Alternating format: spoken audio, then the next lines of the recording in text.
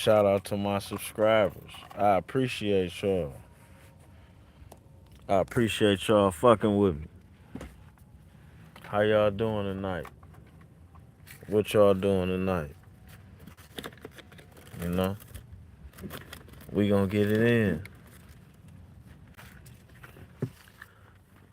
over here. That's what we gonna do.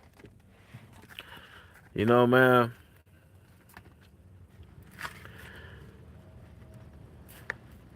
I had a very interesting situation happen to me this evening, and it led me back to remembering how I got on YouTube, but what the goal of my channel was. You know, transitioning into being something different is very hard. And I ain't talking about becoming transmission. You know what I'm saying? I'm talking about transitioning into a different part of your life. You know, I used to be a hustler. And typically, people who made it to the level of selling drugs that I did, they had to go to jail, get shot, all type of shit for them to change their life. That's not what happened to me. You know what I'm saying? I honestly got an opportunity to see things for what they was and change my life. I remember right before we got raided, I was telling everybody like, yo, we gonna move like this, we gonna move like that, and we not gonna do this and not gonna do that. As I'm standing there talking to people, out of it was 9 people in that room, 4 of them motherfuckers was breaking the rules that I was laying that night that they had already understood already. And then when we get raided, they was breaking more rules. So now them more charges. You know what I'm saying? So I get the phone call like, yo, you know the big bad wolf in the house.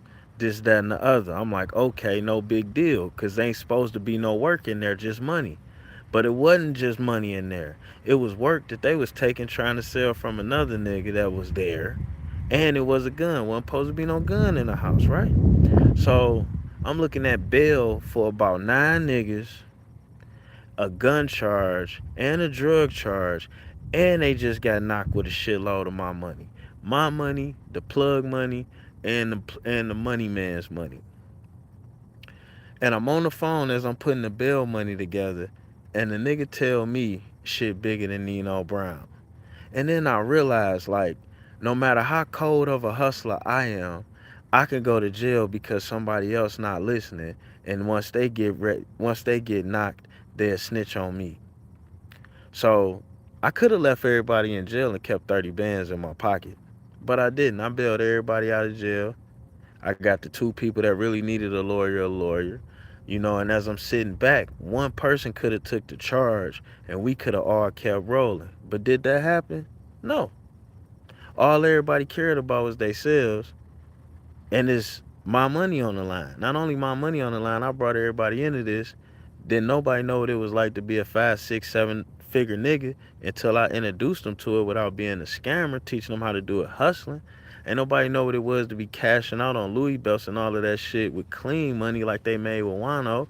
Whole crew buffed up, but wasn't nobody willing to take the other side of that shit. You understand? And me as the boss, I'm willing to take the other side, but they ain't. And that's when I realized that the streets was over. That's when I realized I was done selling dope. You know what I'm saying? But I couldn't just leave it right then. So after I bailed everybody out of jail, you know, me and now my kids' mothers now, you know, that's a whole nother story. The only people that ended up being 100 in this situation was the women around me. You understand? Shout out to all y'all. I ain't gonna drop none of y'all names in this conversation. But them the only motherfuckers that ended up keeping a bean pot with me. And transitioning after that was hard. Everything I tried to do after that was a little bit hard. You gotta remember, I just come from making 70, $80,000 a month. You know what I'm saying? Like taking it home, living a lifestyle of making that much, eating like that. I got a house here, a house there. You know what I'm saying? And this time I'm renting, I'm not owning. And all of these things adding up. And I didn't understand what it cost to live that lifestyle per se because there was so much money coming in. So as I'm realizing I gotta leave the streets alone and trying to think about what I'm gonna do or whatever, And I left the game with about $90,000 left in cash after I bailed everybody out and shit like that. And I owned one house or two. No, I owned two houses, and I had the 9.6 Impala and the Regal, and I had a nice amount of jewelry. My baby mama, she really had a nice amount of jewelry. You know what I'm saying? Which was on purpose. But nonetheless, as we trying to maintain without having that same amount of income, like shit, life changes. And while you trying to transition from not just the money, but the whole thrill aspect of the game and everything that come with selling drugs, and not just selling drugs, it's like being in control of what you're doing and putting your nuts on the line. You know what I'm saying? Putting your dick on the table and letting your self worth be known. You know, so on and so forth.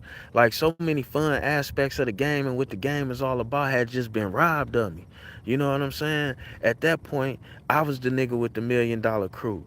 I stood up to motherfuckers bigger than me, better than me, with more money than me to own that crew. For niggas just to flush it down the toilet over some bullshit. Most of them niggas not even fucking them bitches that they was trying to impress when they almost got us all indicted.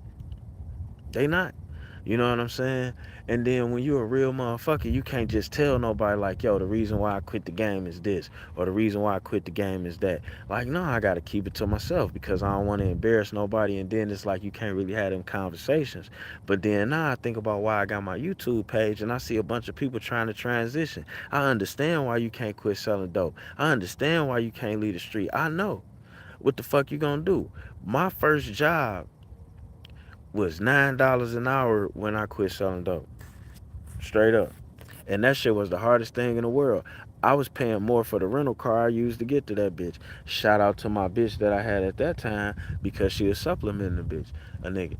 You know what I'm saying? The women in my life throughout trying to go legit, and you know, women might get mad that I was cheating or whatever, but it took them all to help Humpty Dumpty get back together. I promise you. You know what I'm saying? Or to turn me into being legitimate. Down there, everything I had from the game, I had to give up.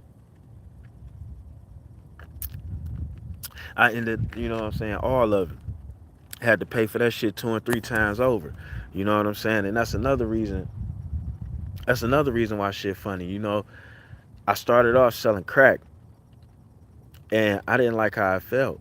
You know what I'm saying? At first, it was like the coolest thing in the world, but then, like about 7, 8 months in, it's like I'm selling crack to black people, not just the racial thing, but the things you would see when you pull up. So then I switched over to cocaine, and then that was, oh man, that was so much better. I did that shit for years. You know what I'm saying? Everybody had money.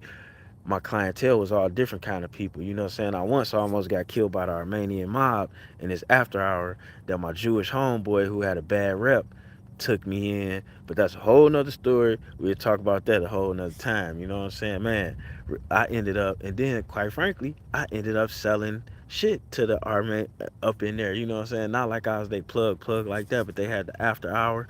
You know what I'm saying? I bring a couple A balls through. They'd give me the same price I get on the street, but I sent it through the nigga Justin. Oh, my bad. The white boy. We gonna leave his name out of it. I used to send it in there through that nigga.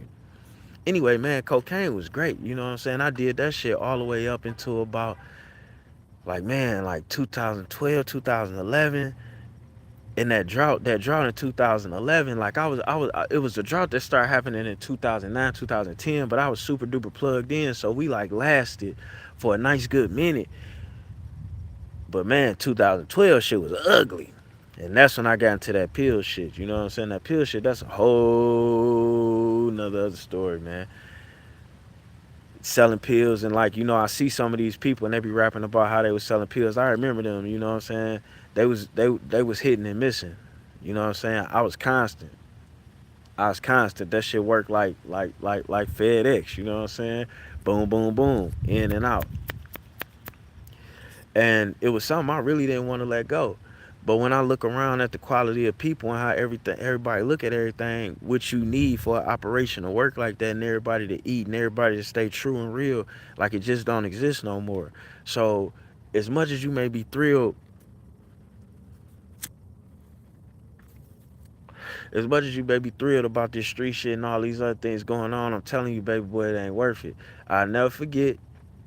I never forget when I had.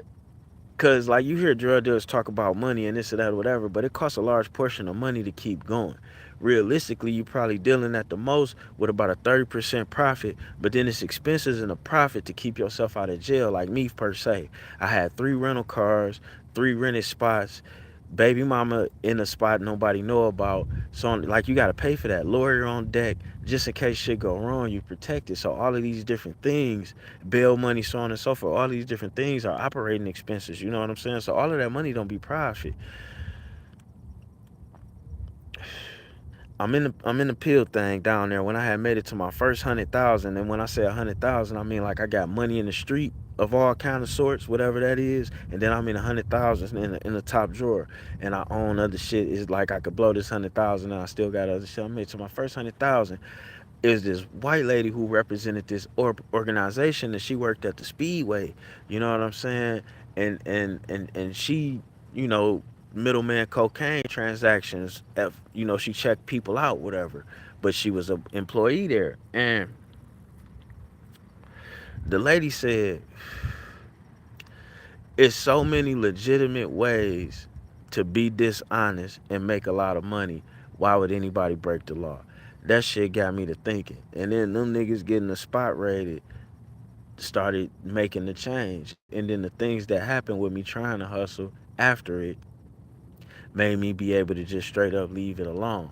And I'm saying that to you to say this: transitioning ain't gonna be easy, but ain't nothing worth having gonna be easy. But you could do it. You know what I'm saying? You gotta pick where you can start at and work with something. And if you been a good nigga while you was out here hustling, or a good bitch, cause this apply to females too, whatever the case may be.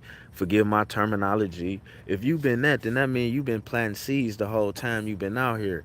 You know what I'm saying? And some of them seeds is ready for you to be farmed, but maybe not in the manner of which you've been farming in, as involved in whatever bullshit you're involved in. And then make no mistake about it. Most people ain't snitch because they ain't had the chance to, or nothing that was big enough to snitch on them.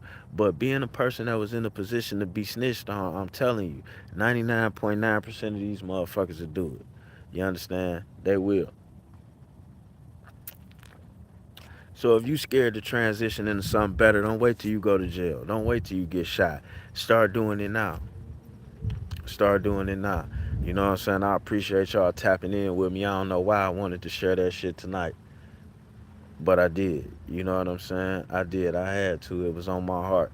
And not only that, you know why it was on my heart?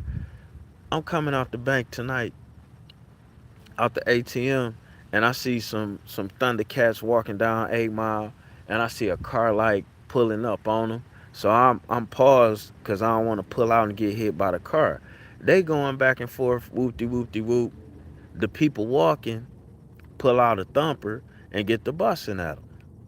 We'll finish this story later. We out.